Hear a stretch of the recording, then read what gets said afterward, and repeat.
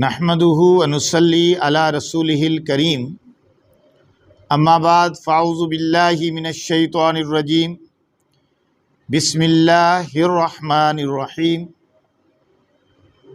یاسین والقرآن الحکیم انک لمن المرسلین علی صراط مستقیم صدق اللہ العظیم وصدق رسولہ النبی الکریم الامین والصلاة والسلام علی سید الانبیاء والمرسلین وعلی آلہ وصحابہ اجمعین۔ جی آج میں اپنے چینل شاہراہ اسلام کے پلیٹ فارم سے سورہ یاسین کی ترجمہ اور تفسیر اور تعارف اور مضامین آپ کے سامنے پیش کر رہا ہوں۔ اس سے پہلے سورہ یوسف مکمل میرے چینل پر موجود ہے، اور شاید یہ واحد چینل ہو کہ جس پہ مکمل سورہ یوسف اپنی ترجمہ اور تفسیر کے ساتھ موجود ہے، اور یہ اسکول کے طلباء خصوصاً جماعت ہشتم کے طلباء کے لیے بہت زیادہ مفید ہے، کیونکہ ان کے عربی کے کورس کے اندر اور ترجمۃ القرآن کے کورس کے اندر یہ صورتیں موجود ہیں، اور کلاس ہشتم اور کلاس نحم میں سورہ یاسین بھی موجود ہے، تو طلباء بھی اس سے بھرپور فائدہ اٹھا سکتے ہیں۔ اور چونکہ میں ایک ٹیچر بھی ہوں، اس لحاظ سے میں یہ ریکارڈ کرا رہا ہوں تاکہ طلباء اس سے بھرپور فائدہ اٹھائیں، اور طلباء کے لیول پر ان کی تفہیم کے لیے بھی میں بات کو آسان کر کے پیش کروں۔ تو شروع کرتے ہیں۔ سب سے پہلے سورہ یاسین کا تعارف۔ سورہ یاسین مکی سورہ ہے، اور اس میں 83 آیات ہیں۔ تعارف اس کا یہ ہے کہ سورہ یاسین کا آغاز حروف مقطعات سے ہوا ہے، اور حروف مقطعات کے متعلق مختصر جو مفسرین نے نقطہ نظر پیش کیا ہے، جو اس کی تفسیر کی ہے، وہ یہ ہے کہ حروف مقطعات کو اللہ ہی جانتے ہیں، اس کی مراد کو اللہ ہی جانتے ہیں، اللہ اعلم بمرادی۔ اور دوسری تفسیر یہ ہے، ویسے تو بے شمار تفاسیر ہیں اس کی، لیکن دوسری تفسیر یہ ہے کہ اگر اللہ نے اپنے محبوب پیغمبر خاتم النبیین صلی اللہ علیہ وسلم کو بتایا ہوگا تو بطور راز کے بتایا ہوگا۔ میں آپ کی تفہیم کے لیے یہ کہتا ہوں کہ یہ کوڈ ورڈ ہیں جو اللہ تعالیٰ نے کئی صورتوں کے شروع میں استعمال کیے ہیں۔ تو بہرحال شروع کرتے ہیں۔ سورہ یاسین، اس مناسبت سے اس سورہ کا نام سورہ یاسین ہے کہ پہلا ہی لفظ یاسین ہے۔ چلے سورہ یاسین بہت فضیلت والی سورہ ہے، اسے قرآن مجید کا دل کہا گیا ہے۔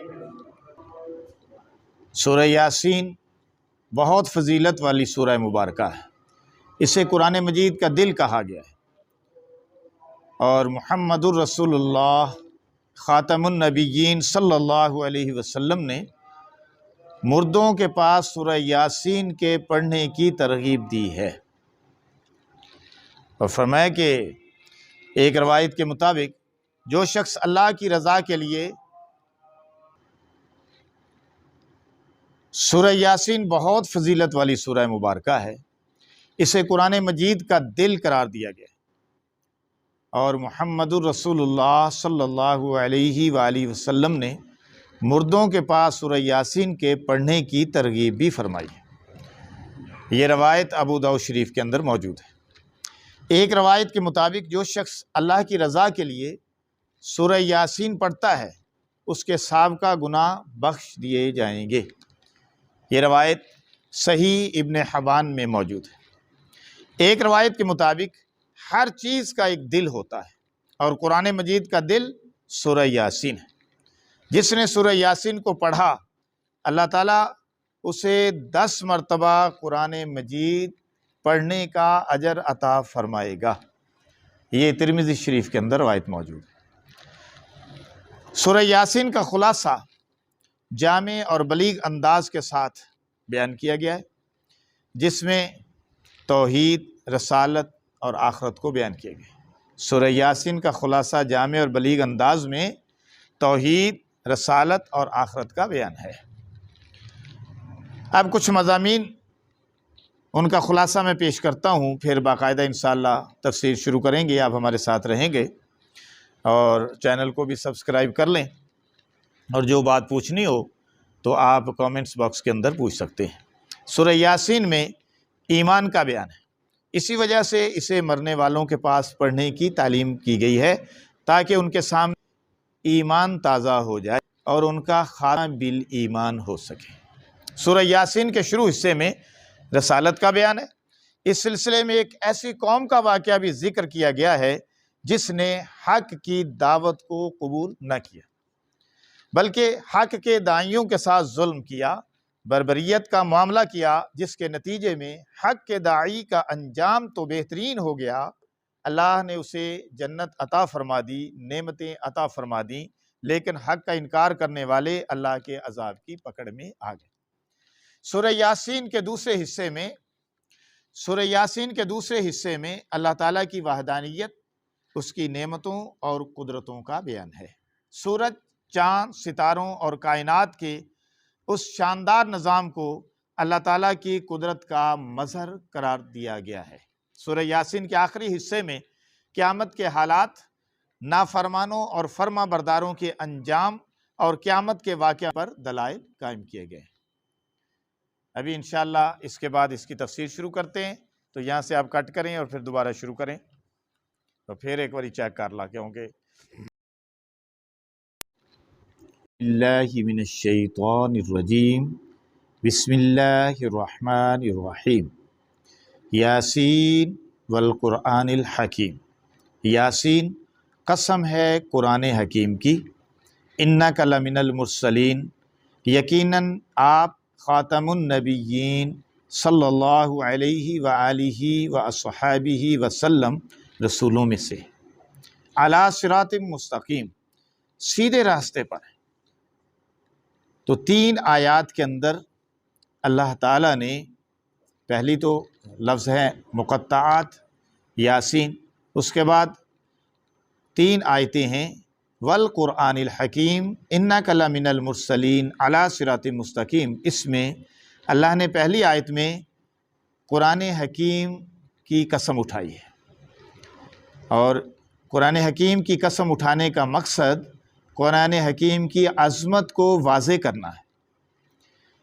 اس کے بعد اللہ نے رسالت کا بیان کیا ہے اور اپنے پیغمبر، اپنے محبوب صلی اللہ علیہ وسلم کی رسالت کی گواہی دی ہے، خود اللہ نے خود دی ہے، انک لمن المرسلین، بے شک آپ رسولوں میں سے ہیں۔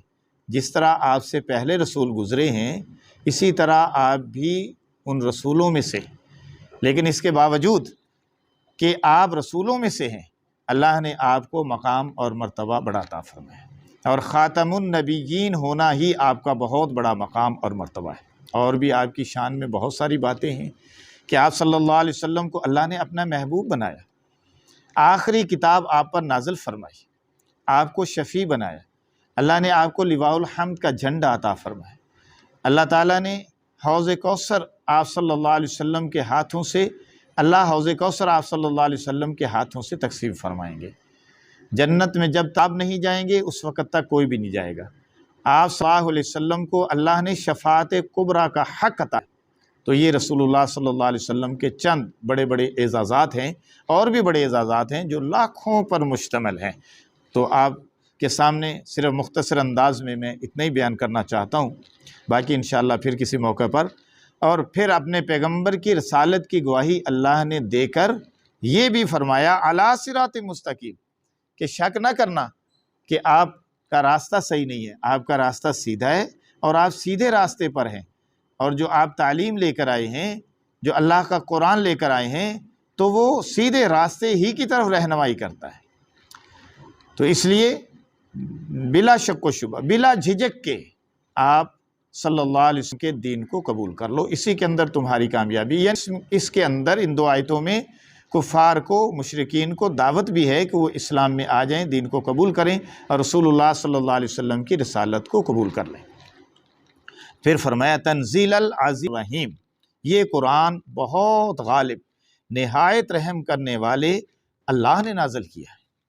یہ قرآن کریم العزیز، العزیز کا معنی غالب اور رحیم کا معنی رحم کرنے والا۔ دیکھو دو متضاد، دو عجیب صفات کو اللہ نے بیان کیا کہ یہ جو قرآن نازل کیا، تنزیل نازل کیا گیا، نازلہ نازل ہوا، اور تنزیل نازل کیا گیا، العزیز الرحیم، عزیز یعنی غالب، اللہ غالب ہے، اللہ کا غلبہ ساری کائنات پر ہے اور ہر چیز اس کے قبضہ کنٹرول کے اندر ہے، اور رحیم بہت رحم کرنے والا ہے۔ میری بات سمجھ میں اس طرح آتی ہے کہ یہ اس کے رحم کا تقاضا تھا کہ اللہ نے ہمیں دین عطا کیا، کیونکہ ایک مقام پہ اللہ نے قرآن میں یہ فرمایا کنتم علی شفا حفرۃ من النار فانقذکم منہا، تم آگ کے گڑھے کے کنارے پہنچ رہے تھے، پہنچ چکے تھے، ہم نے تمہیں بچایا۔ تو یہ اللہ نے کمال مہربانی کیا نا، اس لیے رحیم صفت کو بیان کیا کہ تمہیں جہنم سے بچایا، جنت والا بنایا، اپنا محبوب نبی عطا فرمایا۔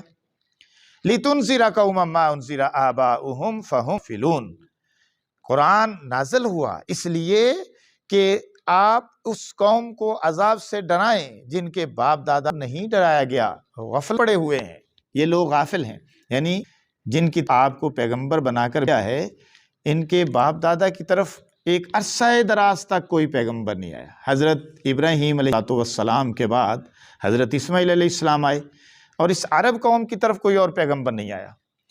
40 سے زیادہ پشتیں گزر گئیں، اور حضرت عیسیٰ علیہ السلام کے بعد پھر حضور علیہ السلام ہی تشریف لائے۔ سیکنڈ لاسٹ پیغمبر اس کائنات کے وہ حضرت عیسیٰ علیہ السلام ہیں، اور لاسٹ پیغمبر ہمارے نبی، اللہ کے محبوب پیغمبر حضرت محمد صلی اللہ علیہ وسلم ہیں، جو آخری نبی بن کر آئے، آخری نبوت کا تاج پہن کر آئے۔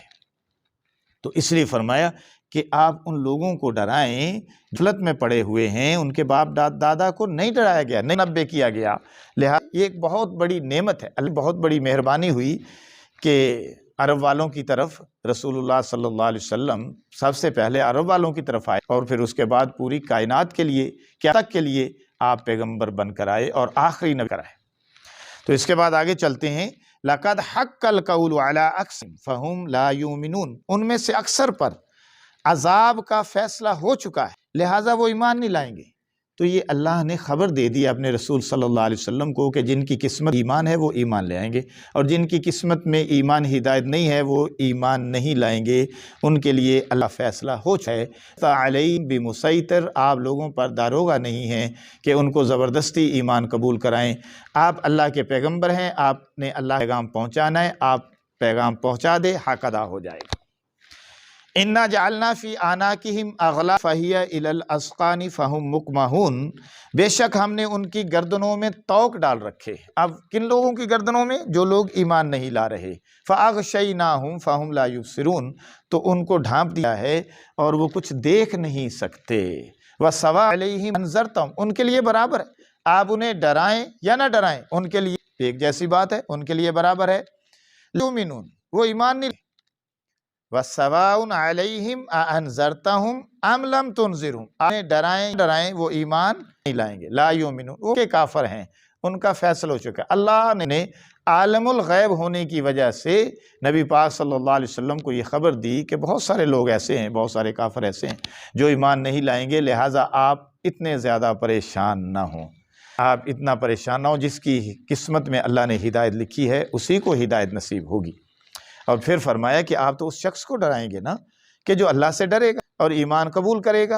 اس لیے اس آیت میں فرمایا انما تنذر من اتبع الذکر وخشی الرحمن غیب، آپ تو صرف اسی کو ڈرا سکنا جو نصیحت کی پیروی کرے، یعنی اللہ کے عذاب سے آپ اسی کو ڈرائیں گے جو نصیحت کو قبول کرے، جو اچھی بات قبول کرے۔ نصیحت کا معنی اچھا ہے، اور آپ صلی اللہ علیہ وسلم کی باتیں تو سبھی اچھی تھی، آپ کی دعوت و تبلیغ مطلب یہ ہے کہ وہی قبول کرے گا جو اللہ سے ڈرتا ہے۔ وخشی الرحمن، اللہ ڈرتا ہے، بالغیب، ان دیکھے، یعنی اللہ تعالیٰ کو دیکھا ہوا تو نہیں ہے۔